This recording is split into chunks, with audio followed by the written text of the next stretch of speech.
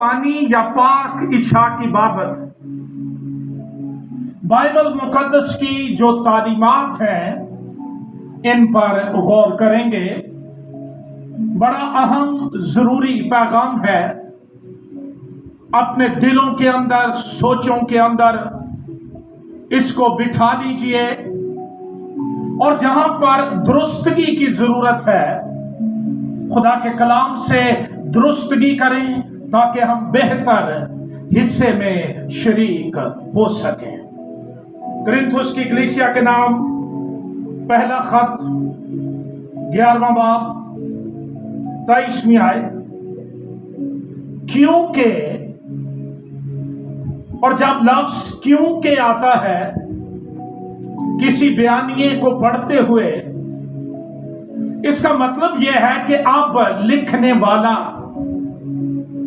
कोई रीजन, कोई वजह बयान करने वाला है। ऊपर वाला जो बयान है वो क्यों दिया गया है, क्यों कहा गया है, क्यों लिखा गया है, उसकी वजह बयान की जा रही है। सुनिए, क्योंकि ये बात मुझे खुदावंद से पहुंची और मैंने तुमको भी पहुंचा दी कि खुदावंद यीशु ने जिस रात वो पकड़वाया गया रोटी ली और शुक्र करके तोड़ी और कहा ये मेरा बदन है जो तुम्हारे लिए है। गौर कीजिए, ये मेरा बदन है और किसके लिए है? तुम्हारे लिए है। मेरी यादगारी के वास्ते यही किया करो। इसी तरह उसने खाने के बाद प्याला भी लिया और कहा ये प्याला मेरे खून में नया अहद है। नया अहद है किसके खून में? मसीह के लहू में। जब कभी पियो मेरी यादगारी के लिए यही किया करो। क्योंकि जब कभी तुम ये रोटी जो पाक इशा की रोटी है उसकी बात हो रही है, क्योंकि जब कभी तुम ये रोटी खाते और इस प्याले में से पीते हो तो खुदावंद की मौत का इजहार करते हो जब तक वो ना आए। इस वास्ते जो कोई ना मुनासिब तौर पर अनवर्दी मैनर्स इनके साथ नामुनासिब तौर पर खुदावंद की रोटी खाए या उसके प्याले में से पिए। ऊपर हमने पढ़ा था इस रोटी और यहां पर जिक्र है खुदावंद की रोटी। इट मीन्स कि ये आम रोटी की बात नहीं है, खुदावंद की रोटी है, खुदावंद का प्याला है। वो खुदावंद के बदन और खून के बारे में कसूरवार होगा। बस आदमी अपने आप को आजमा ले और इसी तरह उस रोटी में से खाए और उस प्याले में से पिए, क्योंकि जो खाते पीते वक्त खुदावंद के बदन को ना पहचाने वो इस खाने पीने से सजा पाएगा। इसी सबब से तुम में बहुतेरे कमजोर और बीमार हैं और बहुत से सो भी गए। अगर हम अपने आप को जांचते तो सजा ना पाते, लेकिन खुदावंद हमको सजा देकर तरबियत करता है ताकि हम दुनिया के साथ मुजरिम ना ठहरे। बस है मेरे भाइयों, اور میں ایڈ کر رہا ہوں، اے میری بہنوں، جب تم کھانے کے لیے جمع ہو تو ایک دوسرے کی راہ دیکھو۔ اگر کوئی بھوکا ہو تو اپنے گھر میں کھا لے، تاکہ تمہارا جمع ہونا سزا کا باعث نہ ہو، اور باقی باتوں کو میں آ کر درست کر دوں گا۔ خدا ان کے زندگی بخش کلام کے پڑھے اور سنے جانے پر خداوند کی برکت ہو، آمین۔ مسیحی دنیا میں پاکشاہ کی رسم کو مختلف ناموں سے پکارا جاتا ہے۔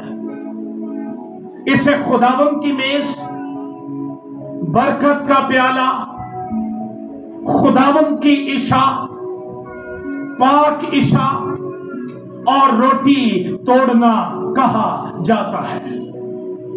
عشاء ربانی کا مطلب ہے خداوند کی یا رب کا شام کا کھانا۔ انجیلی بیانات یہ واضح کرتے ہیں کہ پاک عشاء کی رسم کا آغاز یہ خداوند یسوع مسیح نے کیا، اور آخری فسح کھانے کے بعد اس نے اس رسم کا آغاز کیا۔ پاک عشاء کا شمار ان دو ریچولز یا رسومات میں ہوتا ہے جنہیں مسیح خداوند نے مقرر کیا اور ان کو جاری رکھنے کا حکم دیا۔ ان میں سے پہلا وہ پانی کا بپتسمہ، اور پھر عشاء ربانی خداوند کی میز یا روٹی توڑنا۔ اس کی بابت خداوند نے فرمایا کہ میری یادگاری کے واسطے یہی کیا کرو یا کرتے رہو۔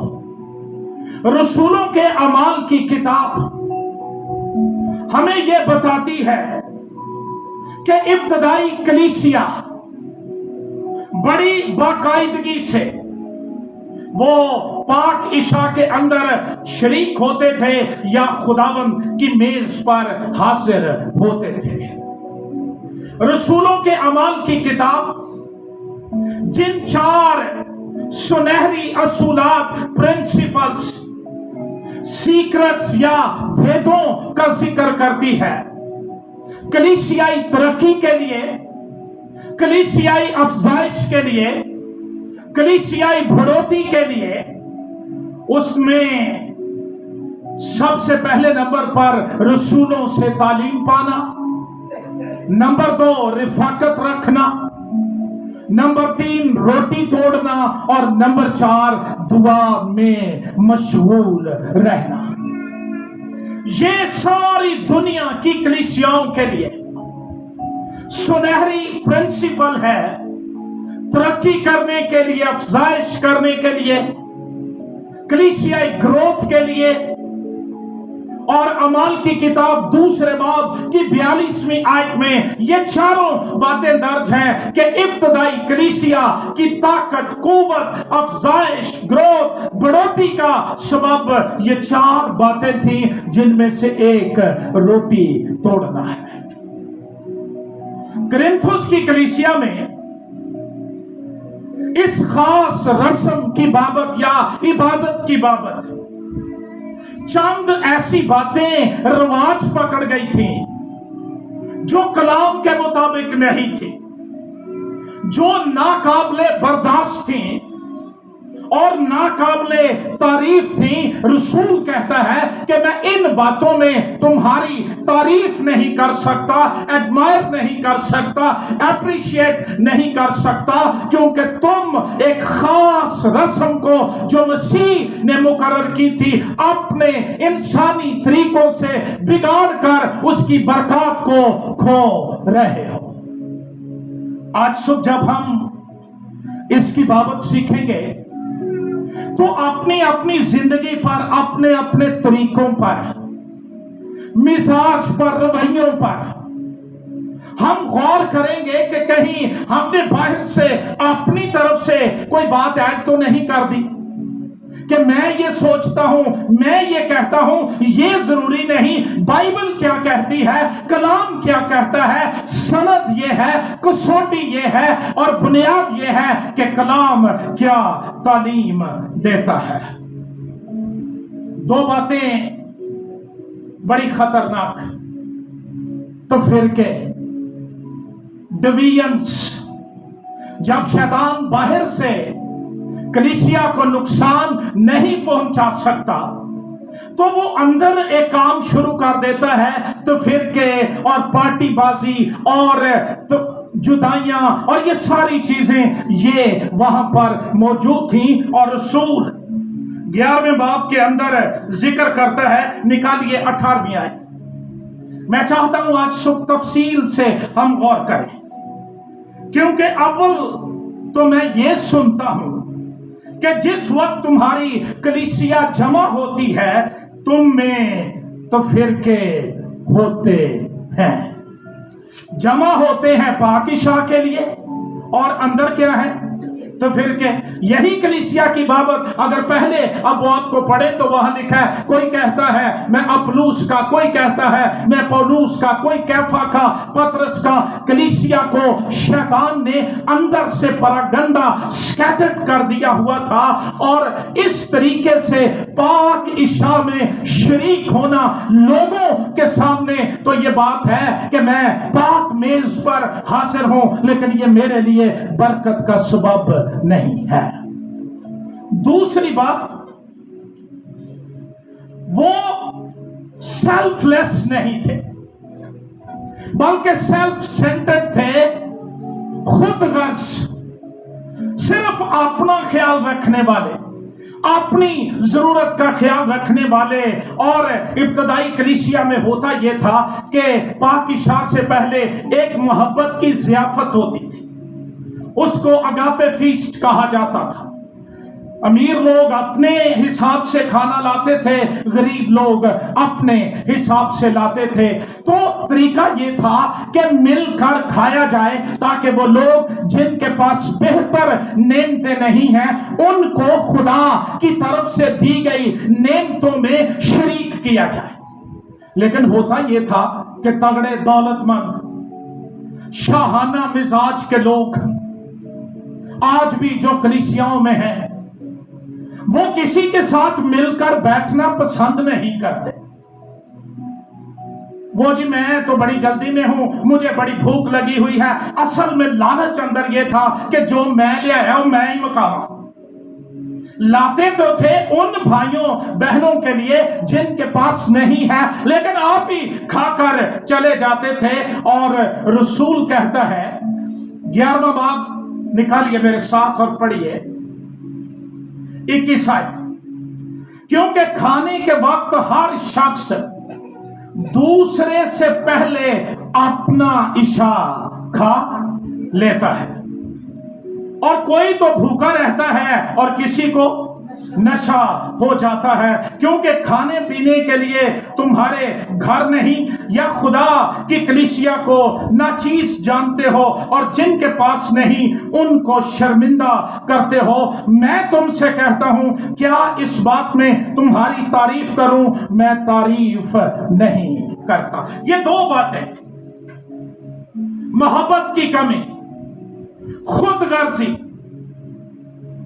اس کا بہت زیادہ کلیسیا کے اندر ہونا یہ کلیسیا کو بانٹ دیتا ہے، پھاڑ دیتا ہے، تو فرقے آ جاتے ہیں۔ اس لیے رسول کہتا ہے کہ میں ان کی بابت تمہاری تعریف نہیں۔ ہونا تو یہ چاہیے، رسول کہتا ہے مسیح کی محبت تو یہ ہے کہ تم ایک دوسرے کی راہ دیکھو اور انتظار کرو کہ جب تک فلاں بھائی نہ آ جائے، فلاں بہن نہ آ جائے ہم کھانا نہیں شروع کریں گے۔ لیکن ہو یہ رہا تھا، کوئی بھوکا رہتا تھا، کسی کو نشہ ہو جاتا تھا۔ خدا کے پاک روح نے رسول کو تحریک دی کہ وہ تعلیم دے کہ اس طرح کے کھانے محبت کی ضیافت نہیں ہو سکتے ہیں، یہ تو خود غرضی اور سیلفش ہونے کی ضیافت ہے، خدا اس کو پسند نہیں کرتا۔ بہت ضروری ہے کہ ہر ایک ایماندار خداوند کی میز پر پاک عشاء کے اندر پوری سمجھ بوجھ دانائی اور کلام کی دی گئی الہیاتی پہچان کے ساتھ شریک ہو، اور پھر اس کی الہیاتی اہمیت پر غور ہم کرتے رہیں کہ پاک عشاء کیا ہے، ہم کیوں اس میں شریک ہوتے ہیں، اس میں شریک ہونا ہمارے لیے کس حد تک برکت کا، بڑھوتری کا، افزائش کا سبب ہے۔ تو آئیے آج صبح غور کریں۔ پہلی بات، پاک عشاء خداوند کی طرف سے مقرر کردہ رسم ہے، اور اس کی ادائیگی کے پیچھے خداوند کا الہی اختیار، اس کی برکات شامل ہے۔ اور رسول کہتا ہے کیونکہ یہ بات جو پاک عشاء کے حوالے سے ہے، جو خداوند کی میز کے حوالے سے ہے، جو روٹی توڑنے کے حوالے سے ہے، یہ مجھے خداوند سے پہنچی۔ نہ یہ انسان کی ایجاد ہے، نہ انسان نے اس کا آغاز کیا، نہ اس میں انسانی اختیار شامل ہے کہ کسی کلیسیائی لیڈر نے اس کا آغاز کیا تھا، ہرگز نہیں۔ یہ خداوند کی طرف سے آغاز کیا گیا، اور خداوند کا الہی اختیار اس کے پیچھے اور اس کے اندر شامل ہے۔ اس لیے رسول کہتا ہے یہ بات مجھے خداوند سے پہنچی۔ اس کا مطلب ہے انسانوں نے اس کو نہیں سکھائی، انسانوں نے تعلیم نہیں دی، بلکہ یہ براہ راست ڈائریکٹلی اس کو خداوند کی طرف سے مکاشفہ ہوا۔ ویژن میں یا وجدانی حالت کے اندر، روحانی سرفرازی کی حالت میں یہ بھید اس پر کھولا گیا، یہ مکاشفہ اس کو ملا گیا، جس کا ذکر وہ غلطیوں کی کلیسیا کے نام خط کھولیے میرے ساتھ جلدی سے۔ پہلا باب 12ویں آیت کے اندر کرتا ہے، اور وہ کہتا ہے غلطیوں کی کلیسیا کے نام خط، پہلا باب 12ویں آیت، کیونکہ وہ مجھے انسان کی طرف سے نہیں پہنچی اور نہ مجھے سکھائی گئی، بلکہ یسوع مسیح کی طرف سے مجھے اس کا مکاشفہ ہوا۔ پاک عشاء کی تعلیم یہ مکاشفاتی ہے، براہ راست خداوند کی طرف سے اس کو اس کا مکاشفہ دیا گیا ہے۔ اس کے پیچھے خداوند کا الہی اختیار موجود ہے۔ مطلب یہ ہے کہ اگر کوئی اس کی نافرمانی کرتا ہے، انحراف کرتا ہے، چھوڑ کر چلا جاتا ہے، تو دراصل وہ خداوند کے اختیار کو، اس کی قدرت کو ڈینائی کرتا ہے، انکار کرتا ہے، انحراف کرتا ہے، کیونکہ یہ بات مجھے خداوند کی طرف سے پہنچی۔ اور میری دعا یہ ہے کہ یہ تعلیم آپ کے اندر ایک مکاشفہ بن جائے، جو آسمان کی طرف سے آپ کو دیا جائے۔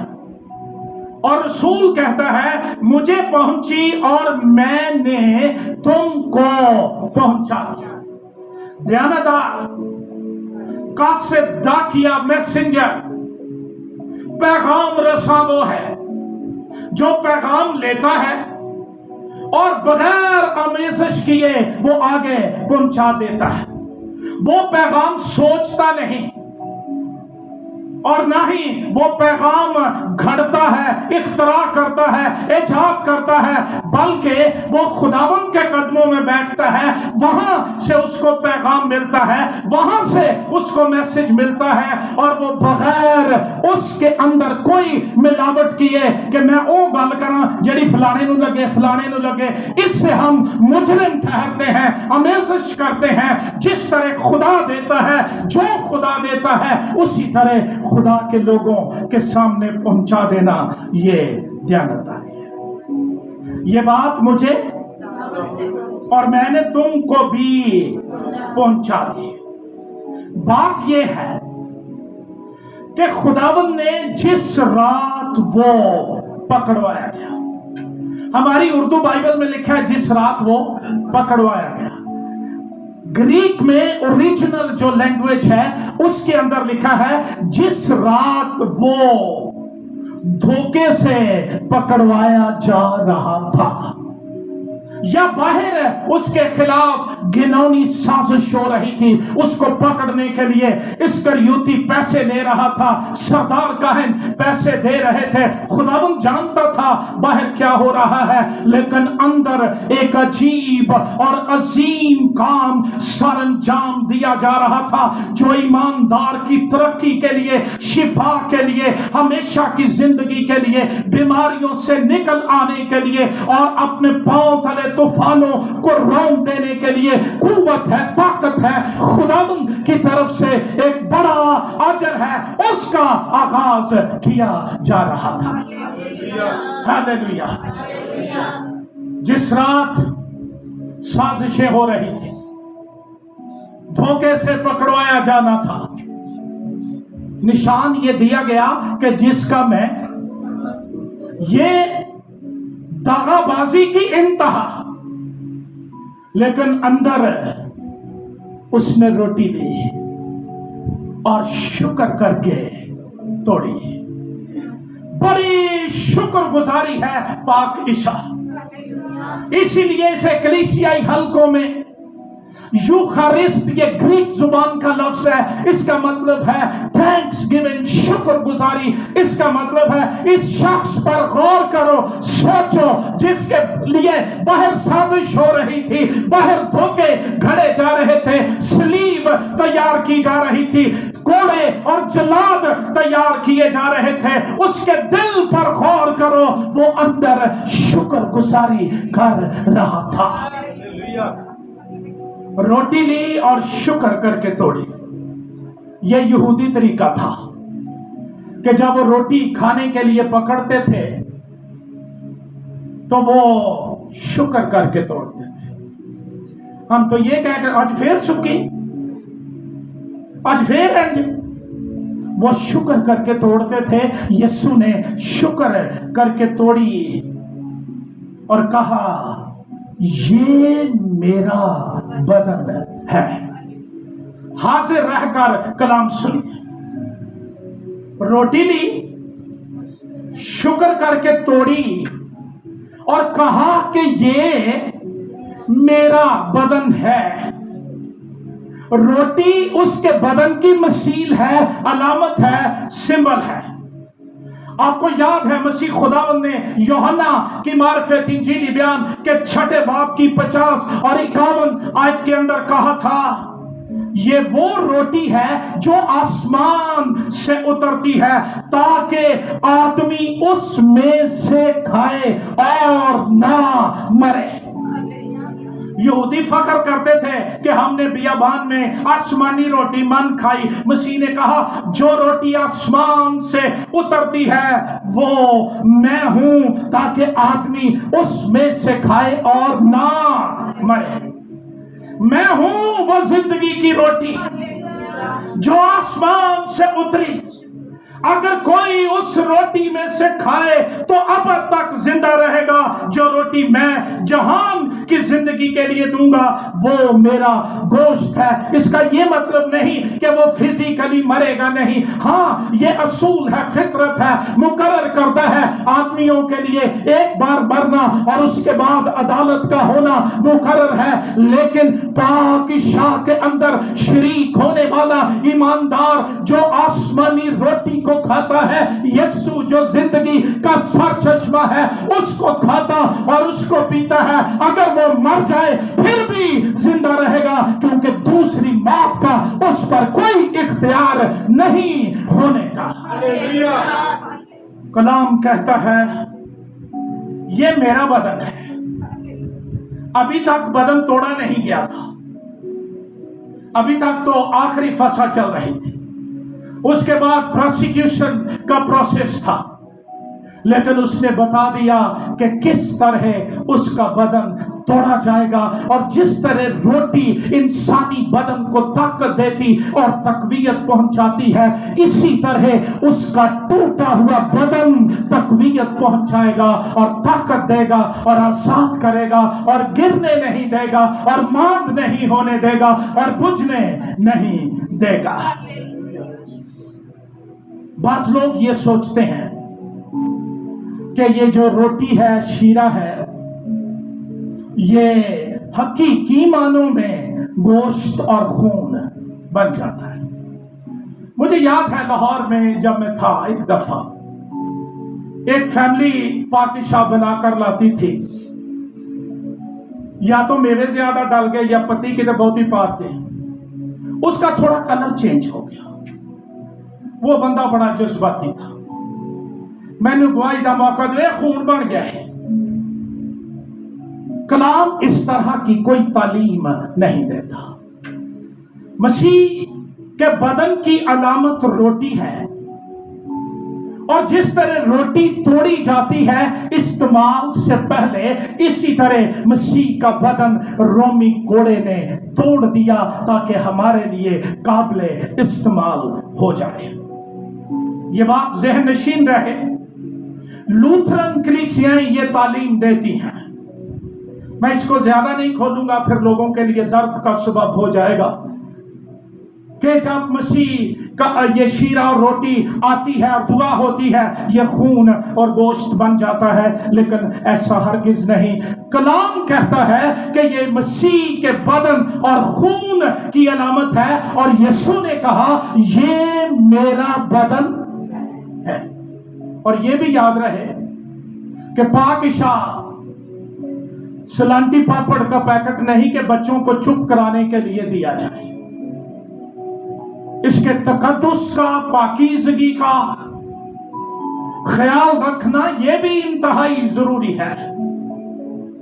یہ میرا بدن ہے، جو سارا میسج کمپلیٹ ہو جاتا ہے اس میں کہ یہ میرا بدن ہے جو تمہارے لیے ہے، یہ میرے لیے نہیں ہے، تمہارے لیے ہے۔ نسل انسانی کے لیے پیغام یہ ہے کہ مسیح کا بدن تمہارے لیے توڑا گیا، اور کلام کہتا ہے یسایا نبی کے صحیفے کے 53 باب اور پھر پطرس کے خط میں کہ اس کے مار کھانے سے ہم نے شفا پائی ہے۔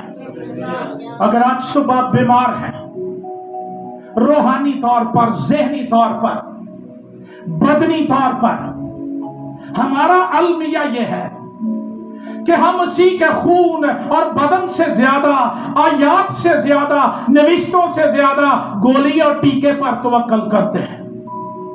لیکن کلام کی سچائی یہ ہے، اس کے مار کھانے سے تم نے شفا پائی ہے۔ جتنی دفعہ ہم میڈیسن لیتے ہیں اتنی دفعہ ہم اقرار کرتے رہے۔ میں میڈیسن کھانے سے منع نہیں کر رہا ہوں، لیکن اقرار کرتے رہے کہ اس کے مار کھانے سے میں نے شفا پائی ہے۔ شفا میڈیسن کے اندر نہیں، لیکن ڈیفینیٹلی یسوع کے بدن اور خون کے اندر موجود ہے۔ یہ میرا بدن ہے جو میری یادگاری کے لیے۔ دوسری بات، پہلی بات تھی کہ یہ بات مجھے خداوند سے پہنچی، پاکشاہ یہ آسمانی الہی حکم ہے، اس میں شریک ہوتے رہنے کا۔ مسیح نے اس کا آغاز کیا۔ دوسری بات، پاکشاہ ایک یادگاری ہے، اٹس a remembrance، یاد کرنے کا طریقہ۔ مسیح نے کہا میری یادگاری کے لیے کیا کیا کرو۔ اس کا مطلب ہے جب ہم پادشاہ کی میز پر آتے ہیں درست طریقے کے ساتھ، تو ہم یاد کرتے ہیں کہ میرے بدن کی تعمیر اور ترقی، شفا اور میرے گناہوں کی معافی اور دھوئے جانے کے لیے یہ بدن توڑا گیا اور یہ لہو نچوڑا گیا۔ اس سے بہتر علاج اور ریمیڈی گناہ کی دنیا میں موجود نہیں ہے۔ یہ یادگاری ہے۔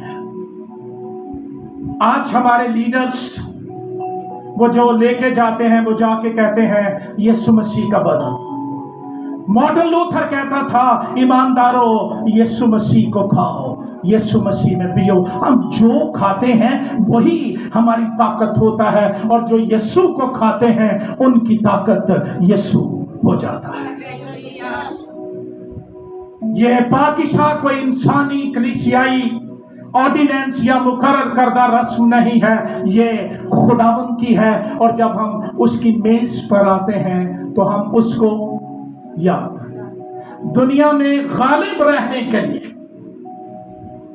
دنیا میں حوصلہ رکھنے کے لیے، دنیا میں مصائب اور طوفانوں اور غموں اور تاریکیوں پر غالب آنے کے لیے ایک ہی یادگار مبارک ہے، اور وہ یسوع مسیح کی ہے. اور پاک عشاء کی میز پر ہم یاد کرتے ہیں کہ کوئی میرے گناہ، میرے پاپ، میری بیماریاں، میری موت، میری لعنتیں لے کر صلیب پر چڑھ گیا، اور حکموں کی وہ دستاویز جو میرے خلاف تھی اس کو کیلوں سے چڑھ کر سامنے سے ہٹا دیا، اور ان پر فتح یابی کا شادیانہ بجا دیا.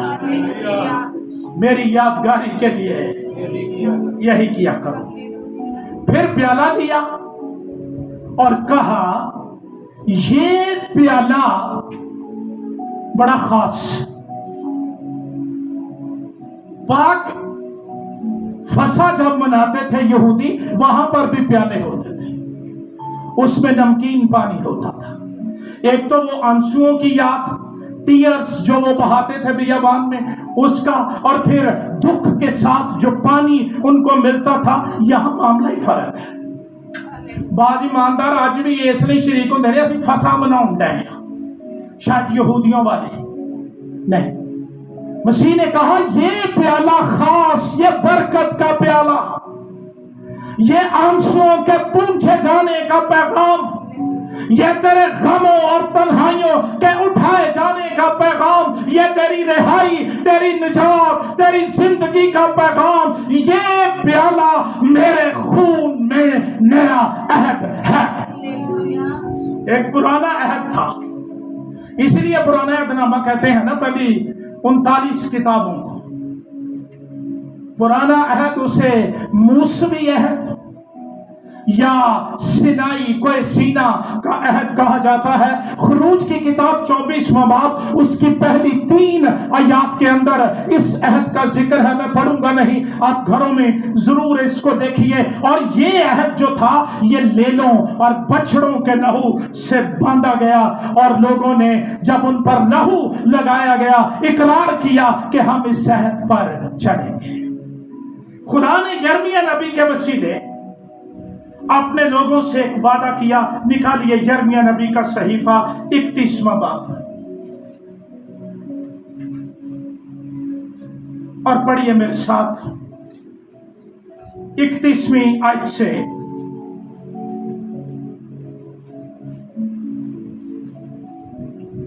سب کو مل گیا؟ سارے پڑھو اور بغور اس پر ہم غور کرتے ہیں. یرمیہ نبی کا صحیفہ 31واں باب 31ویں آیت سے مل گیا. دیکھ وہ دن آتے ہیں، خداوند فرماتا ہے. کون کہہ رہا ہے؟ یہوہ فرما رہا ہے، جب میں اسرائیل کے گھرانے اور یہودا کے گھرانے کے ساتھ نیا عہد باندھوں گا. اور یہاں پر ہزاروں سالوں کے بعد بالا خانہ کے اندر ایک شخص اس عہد کو یاد دلا رہا ہے کہ میرا خون، یہ پیالہ میرے خون میں نیا عہد ہے، جس کا وعدہ عہد کا کیا گیا تھا، میرا لہو اس کی تکمیل ہے. عہد کیا ہے؟ اس عہد کے مطابق، اس عہد کے مطابق نہیں جو میں نے ان کے باپ دادا سے کیا. یہ موثق کووننٹ کی بات ہے. جب میں نے ان کی دستگیری کی تاکہ ان کو ملک مصر سے نکال لاؤں، اور انہوں نے میرے اس عہد کو توڑا، اور اگرچہ میں ان کا مالک تھا، خداوند فرماتا ہے، بلکہ یہ وہ عہد ہے जो मैं उन दिनों के बाद इस्राएल के घराने से बांधूंगा। खुदावंद फरमाता है मैं अपनी शरीयत उनके बातिन में रखूंगा। पहली शरीयत तख्तियों पर लिखी गई, टूट गई, फिर उन पर लिखा गया। नए अहद का लॉ, शरीयत, तौरा, ये कहां लिखी गई है? उनके बातिन में, और उनके दिल पर उसे लिखूंगा, और मैं उनका खुदा हूंगा और वो मेरे। और वो फिर अपने अपने पड़ोसी और अपने अपने भाई को ये कहकर तालीम नहीं देंगे कि खुदावंद को पहचानो, क्योंकि छोटे से बड़े तक वो सब मुझे जानेंगे। खुदावंद फरमाता है इसलिए कि मैं उनकी बदकिरदारी को बख्श दूंगा और उनके गुनाह को याद। पुराने अहद में पूरा पूरा बदला, नए अहद में जो यीशु के लहू का है, उनके गुनाह को याद न करूंगा और उनकी बदकिरदारी को बख्श दूंगा। गैर मशरू ताल्लुक, कॉवेनेंट अहद का मतलब है दो पार्टीज किसी काम के लिए अहद करती हैं। यहां पर खुदा है और वो माफ कर रहा है, बदकिरदारियों को मुआफ कर रहा है, गुनाहों को याद नहीं कर रहा, ताकि उसके लोग उसके साथ चलते रहें और उन पर यह इल्जाम ना हो कि उन्होंने अहद को तोड़ा है। इब्रानियों के नाम खत निकालिए, 8वां बाब, जल्दी से खोलिए। हालेलुया। 8वां बाब और उसकी 10वीं आयत से मैं आपके लिए पढ़ूंगा।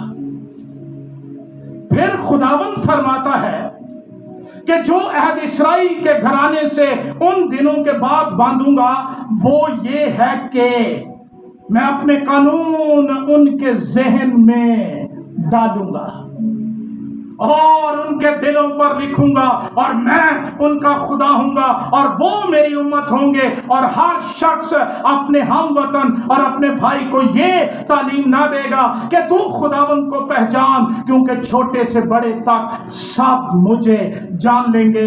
इसलिए मैं उनकी नाराजगियों पर रहम करूंगा। ये नया ताल्लुक है, ये न्यू कॉवेनेंट है, और मैं उनके गुनाहों को फिर कभी याद ना करूंगा। आज के दौर के ईमानदार वो मुबारक हैं, क्योंकि वो नए अहद में जिंदगी गुजार रहे हैं और हम पुराने अहद के पाबंद नहीं रहे हैं। हमें नया अहद दिया गया है जिसमें गुनाहों की मुआफी है, नाराजगियों का मुआफ किया जाना है, और ये अहद बर्रे के पाक लहू से बांधा गया है। इसी से उसकी तौसीक और तस्दीक हुई है, और इसकी बुनियाद यीशु मसीह की सलीब है।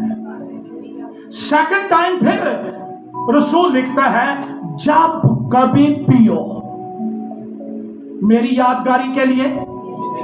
रोटी खाते हो पाक इशा की, मेरी यादगारी।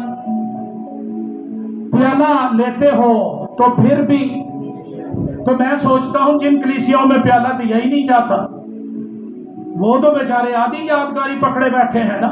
खुदावंद ने रोटी भी दी थी और प्याला भी दिया, और तालीम भी दी कि ये प्याला मेरे खून में नया अहद है और ये यादगारी है।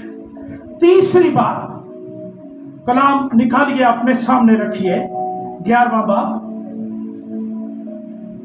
26 आयत से मैं पढ़ रहा हूं। क्योंकि जब कभी तुम ये रोटी खाते, खुदावंद ने कोई तारीख मुकर्रर नहीं की, ना कोई ऑर्डिनेंस दिया है, ना कोई कैलेंडर दिया है कि फलां दिन पाकिशा हो सकती है तो फलां दिन नहीं हो सकती। नहीं नहीं नहीं, आजाद कर दिया, जब कभी तुम रोजा रखो, और कहा जब कभी तुम ये रोटी खाते आप आजाद हो। इब्तदाई कलीसिया वो घरों में हर रोज पाकिशा में शरीक होते थे, हफ्ते बाद हफ्ते के पहले दिन शरीक होते थे। आज भी दुनिया के बेशतर मुमालिक में लोग खानदानी मसबा पर हर रोज पाकिशा करते हैं, करनी चाहिए, लेकिन इस ख्याल के साथ कि फिर ये एक आम रस्म न बन जाए। इसकी अहमियत, अफादियत, इसकी पाकीज़गी, इसकी हुस्न आराइश का ख्याल न रहे। लेकिन लिखा है जब कभी जदों अजीमी ने एक बारी कर दिया। लोग जल्द भी करते हैं, बदेर भी करते हैं, लेकिन दरअसल जिस तरह रोटी बदन की ताकत के लिए जरूरी है, इसी तरह रूहानी रोटी हमारी रूहानी ताकत के लिए जरूरी है। जब कभी तुम ये रोटी खाते और इस प्याले में से, अच्छा एक गल का ध्यान रखो, जिथे रोटी है उथे नाल प्याला भी है। ये भी तो अखां खुलनियां चाहिए ने ना बाइबल पढ़ के कि रोटी सानू दे देंदे हो, प्याले दे लागे नहीं आउण देंदे, तो ये नामुकम्मल शुक्रगुजारी है। कलाम कहता है जब कभी तुम ये रोटी खाते और इस प्याले में से पीते हो तो खुदावंद की मौत का। तीसरी बात, पहली बात हमने सीखी कि ये खुदावंद से तालीम पहुंची, दूसरी बात कि ये यादगारी है, और तीसरी बात ये मसीह की मौत का इजहार है। मैं रात को सोच रहा था कि मसीहत जो जिंदगी का पैगाम है, इसकी बुनियाद मसीह की मौत है। अगर खुशखबरी में से मसीह की मौत को निकाल दिया जाए तो ये एक खोखला खाली डिब्बा रह जाएगा जिसमें कोई ताकत और जिंदगी नहीं होगी। ईमानदार, यीशु मसीह की मौत मेरे लिए जिंदगी का पैगाम है। मसीह की मौत मेरे लिए गुनाहों की मुआफी, रिहाई और रास्तबाजी का पैगाम है। इसलिए जब हम पाकीशा की मेज पर आते हैं, हम इकरार करते हैं, हम ऐलान करते हैं यीशु मेरे लिए मर गया और उसके मार खाने से मुझे नई जिंदगी मिल गई। यह बड़ा जरूरी है, इकरार, प्रोक्लेमेशन, ये बोल कर कहा जाए। ये वो इबादत है जो प्रैक्टिकल है, सिर्फ बोलना नहीं है, सिर्फ वोकल नहीं है, लिपसिंग नहीं है। इसमें हम रोटी लेते हैं और खाते हैं जो बताती है यीशु मेरे लिए मर गया। हम प्याला लेते हैं, शुक्र करके पीते हैं, पैगाम यह है कि यीशु मेरे लिए मर गया। जितना मसीह की मौत को याद करोगे उतनी जिंदगी तुम्हारे अंदर पक्की होती चली जाए। जितना मसीह की मौत का इजहार करोगे, बीमारियों के कदम तुम्हारे बदनों में उखड़ना शुरू हो जाएंगे। तबाही, बर्बादी खानदानों में से जाती रहेगी। तूने मरकर नई जिंदगी दे दी, अब मैं नई जिंदगी में चलता हूं, चलती हूं। इसका इकरार और इजहार ये बहुत जरूरी है। और कलाम कहता है जब तक वो ना आए ये काम रुकना नहीं चाहिए।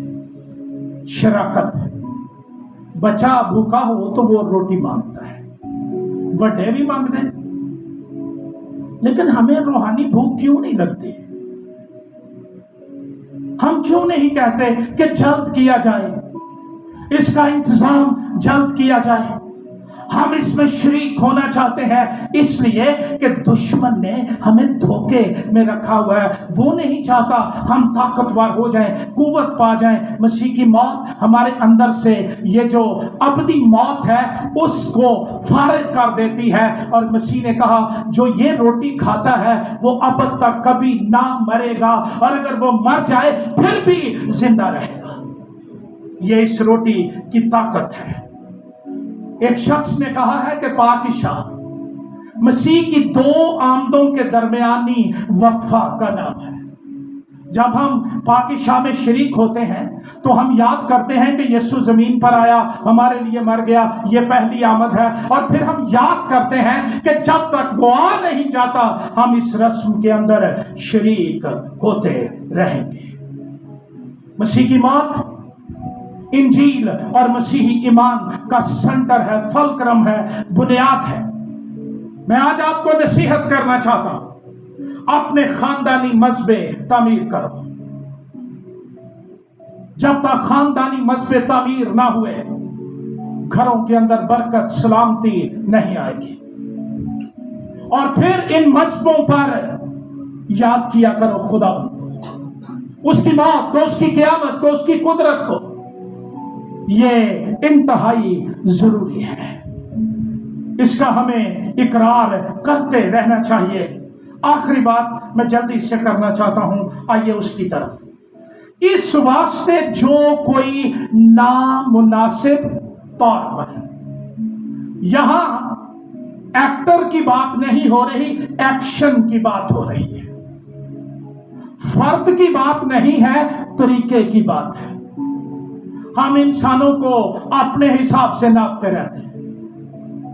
रसूल कहता है, चूंकि ये खुदावंद की मौत का इजहार है, जो कोई नामुनासिब तौर पर, अनवर्दी मैनर्स, हर किसी बात के कोई ना कोई मैनर्स होते हैं, इसके भी मैनर्स हैं। और मैनर्स ये हैं, हमारी जिंदगी में तो फिरके ना हों।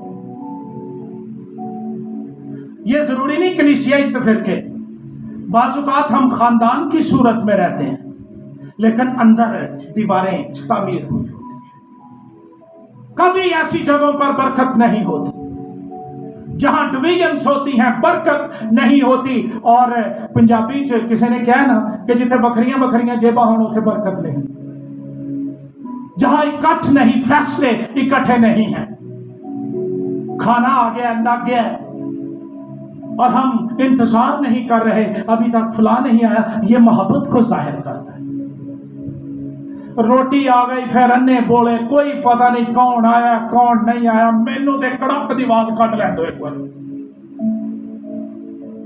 नामुनासिब रवैये, खुदगर्ज, सेल्फिश, अपनी जात के हिसार में गिरफ्तार, दूसरों का ख्याल ना रखने वाले, जिंदगी के अंदर नाम मुआफ करने वाली रूह, हसद, बुग़्ज़, जुदाई, सारी चीजें अगर हम पालते रहते हैं, हम रूहानी तौर पर कमजोर हो जाते हैं। इसलिए बेहतर यह है जिहदी गल है उहदे नाल करो, या माफी मांगेगा ठीक हो जाएगा, या मगरों लाएगा, तुहाडी ते टेंशन मुक जाए। और अगर हम अंदर ही अंदर कुड़ते रहते हैं, पालते रहते हैं, इसका असर मेरी रूहानी जिंदगी पर है। और कलाम कहता है ये नामुनासिब तरीका है खुदावंद की मेज पर आने का। जब मैं अभी एक बच्चा था, मैंने देखा कि पाकीशाह की इबादत आम इबादत नहीं होती थी। इबादत करके फारग कर देते थे, जो लोग शरीक नहीं होने वाले थे वो चले जाते थे। पाकीशाह की इबादत का आगाज होता और इसका आगाज आंसुओं से होता था। मैंने देखा लोग उठकर एक दूसरे के पास जा रहे हैं, यार तेनों नहीं पता, लेकिन मैंने तेरी बैक बाइटिंग की, मैंने तेरे बारे गलत बातें की, खुदा का रूह मुझे मुजरम ठहरा रहा है। और मियाँ बीवी के ताल्लुकात बहाल होते, भाइयों भाइयों के, बाप बेटे के, कलीसियाई ताल्लुकात के अंदर शिफा आती। और मैंने ये देखा है कि रूहुल कुद्स का समुंदर वहां पर ठाठे मार रहा होता था। जब से हम मॉडर्न हो गए हैं, टाइम नहीं, इबादत ही दो, कोई इकरार नहीं, कोई तरीके पर गौर नहीं, हम क्या कर रहे हैं, कैसे कर रहे हैं। जो कोई नामुनासिब तौर पर खुदावंद की रोटी खाए, रोटी किसकी है, तो खानी कितने तरीके नाल चाहिए, या उसके प्याले में से पिए, वो खुदावंद के बदन और खून के बारे में कसूरवार हो। यूहन्ना के मुताबिक इंजीली बयान के 6 बाब में मसीह ने बड़ी बातें की। उसने कहा मेरा बदन फिल हकीकत खाने की चीज है और मेरा खून फिल हकीकत, जो मेरा बदन खाता और मेरा खून पीता है उसमें जिंदगी है। क्या है? हम जब मर जाते हैं ना, दुनिया से चले जाते हैं, एक जिंदगी हमारे अंदर रहती है। وہ زندگی جب مسیح آسمان پر سے آئے گا مجھے پھر زندہ کرے گی اور میں ہوا میں اڑ کر اس کا استقبال کروں گا. لیکن یہ زندگی کن کے اندر ہے؟ جو میرا خون پیتا اور میرا گوشت کھاتا ہے. پھر لکھا ہے اس میں ہمیشہ کی زندگی ہے. پھر لکھا ہے میں آخری دن اسے زندہ کروں گا. پھر لکھا ہے وہ مجھ میں قائم رہتا ہے. لیکن جو کھاتا ہی نہیں پیتا ہی نہیں، اور اگر کھاتا پیتا ہے تو پہچان نہیں ہے، طریقے درست نہیں ہے، لائف سٹائل درست نہیں، کردار درست نہیں ہے، اس کے لیے خطرہ یہ ہے کہ نامناسب طور پر کھانا قصوروار بھی ٹھہرا دیتا ہے. پھر ایڈا چنگا کام کر کے آدمی قصوروار ٹھہر جائے تو یہ کوئی دانائی نہیں ہے. کلام کہتا ہے پس آدمی اپنے آپ کو آزمائے. میز پر آنے سے پہلے ایگزامن یور سیلف. اپنا امتحان، اپنا ٹیسٹ. دنیا میں سب سے آسان کام دوسرے کے بارے گفتگو کرنا، اور سب سے مشکل کام شیشہ دیکھنا، اپنے آپ کو دیکھنا. میں کیا ہوں، میں کیسا ہوں، میں کس طرح زندگی گزارتا ہوں. کلام کہتا ہے کہ اپنے آپ کو جانچو.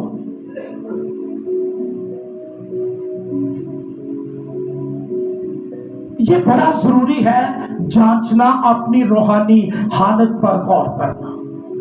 خدا کے فضل کو دے. بعض لوگوں کے نزدیک بڑا آسان ہوتا ہے، آج میری تیاری نہیں، میں اٹھ کے چلا. اٹھ کر کون گیا تھا؟ بولو تو صحیح. من لگتا تو بابا رسے ہو میرے نا. جواب دیا کریں، کون اٹھ کر چلا گیا تھا؟ یہودا اسکریوتی. انجام کیا ہوا تھا؟ ہلاکت، ابدی ہلاکت. درخت سے لگا گیا، انتڑیاں باہر آ گئے. آج تک لوگ حقارت سے اس کا نام لیتے ہیں. کوئی علاج نہیں بھی اٹھ کے چلے جاؤ. اپنے آپ کو جانچنا، ایگزامن کرنا یہ ضروری ہے. اور اگر کمزوری ہے اور اگر کہیں پر گھاٹا ہے اس کا اقرار کر کے کھل کے پھر شریک ہو جاؤ تاکہ تمہاری برکت کھو نہ جائے. اور کلام کہتا ہے کیونکہ جو کھاتے پیتے وقت خداوند کے بدن کو نہ پہچانے. پہچاننا کس کو ہے؟ اپنے بدن کو ہی نہیں کہ میں اجے نہیں کیتا، میں کیتا. یہ بھی ضروری ہے، لیکن خداوند کا بدن، یہ روٹی مقدس ہے، خداوند کا بدن ہے، زندگی ہے، الہی رسم ہے، یہ پیالہ پاک ہے، برکت کا پیالہ ہے. اور پھر دوسرا مطلب یہ ہے کلیسیا میں ایمانداروں کو پہچاننا. جو قیمت میری دی گئی ہے وہی آپ کی دی گئی ہے.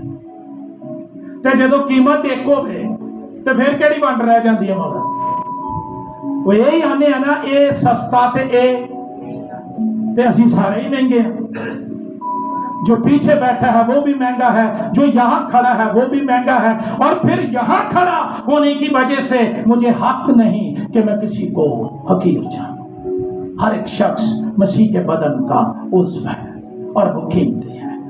جو کھاتے پیتے وقت یہ صرف روٹی تے پورے تے شیرے تے کوٹ دی گل نہیں، یہ خداوند کی میز کی بات ہے. یہ خداوند کے بدن اور خداوند کے پیالے کی بات ہے. کلام کہتا ہے جو کھاتے پیتے وقت خداوند کے بدن کو نہ پہچانے وہ اس کھانے پینے سے برکتیں بھی ہیں اور درمیان میں طریقہ نامناسب اور مناسب. میں کتنی دیر اپنے اوپر خول چڑھا کر زندہ رہ سکتا ہوں؟ بلاخر اصلیت باہر آ جاتی ہے. گناہ ڈھانپے نہیں جا سکتے. کلام کہتا ہے جو چھپ کر ہوتا ہے کوٹھوں پر اس کی منادی ہوگی. اس کا علاج یہ ہے کہ مان لیا جائے، اقرار کر لیا جائے اور یسوع کو کہیں کہ مجھے اپنے لہو سے دھو کر مقدس کر تاکہ میں تیری میز پر آؤں. کلام کہتا ہے اسی سبب سے کہ نامناسب طریقے سے آئے تم میں بہتیرے کمزور اور बीमार हैं और बहुत से सो गए। अगर हम अपने आप को जांचते तो सजा न पाते। आज सुबह हमारे पास ये वक्त है कि आओ इस मेज पर आने से पहले अपने आप को जांचें, गौर करें, अपने आप को यीशु के सुपुर्द कर दें कि मुझे धो दे, तू मेरी कमियों को, मेरे घाटों को जानता है। अगर अंदर कड़वाहट है, बुग़्ज़ है, शिकायत है, मुआफ कर दो यीशु मसीह की खातिर और आजाद हो जाओ, ताकि मेरी तरक्की ना रुक जाए, मेरी शिफा ना रुक जाए, मेरी निजात तरक्की करने से ना रुक जाए, बल्कि मैं मसीह में मजबूत होता जाऊं। आइए अपने सर झुकाएं।